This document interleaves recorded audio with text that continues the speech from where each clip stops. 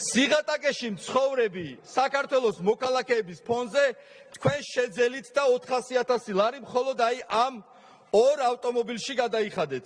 იქნებ უთხრათ საქართველოს მოქალაქეებს, რა თანხებით შეძელით 400.000 ლარის გადახდა ორ ავტომობილში. პენსიონერებს ელემენტარული შესაძლებლობა არ აქვს თქვენ ყვებით, რომ მამამ გაჩუქათ 150.000 ლარი. ჯერ იყო მეუღლეს აჩუქეთ ბაკურიანში ტყე. რატომ რევთ ოჯახის წევრებს ფურდობაში, კორუფციაში, რატომ აკეთებთ ამას? რას ერჩით თქვენს ოჯახის წევრებს? იპარავთ ხართ ატკატებში იყავით, დაანებეთ მამას, მეუღლეს, ოჯახის წევრებს თავი და ნუ გაუფორმეთ მათ ტყეებს და ნუ დააბრალეთ 150.000 ლარი გაჩუქათ.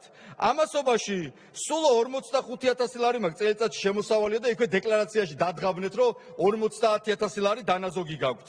რა მათემატიკით დათვალეთ, სად დაზოგეთ, რომელი ატკატიდან ჩატეხეთ ეს ფულები? დეკლარაციიდან ირკვევა, რომ 40.000 ლარს ხარჯავთ შვილების განათლებაში. 45.000 ლარი რომ გაქვთ შემოსავალი, 50.000 ლარი რომ გადატეხეთ დეკლარაციაში, ასე რომ წერთ და თან 40.000 ლარს მერე ბავშვების სწავლაში. რა მათემატიკა? საშუალო სტატისტიკურ ქართველს, რომელიც მუშაობს 500-600 ლარზე, ზოგს ესეც არა აქვს. 6 წელი უნდა იმუშაოს, რომ მხოლოდ ეს თანხა გამოიმუშაოს. 50.000-ზე მეტი ბავშვი შიმშილობს საქართველოში.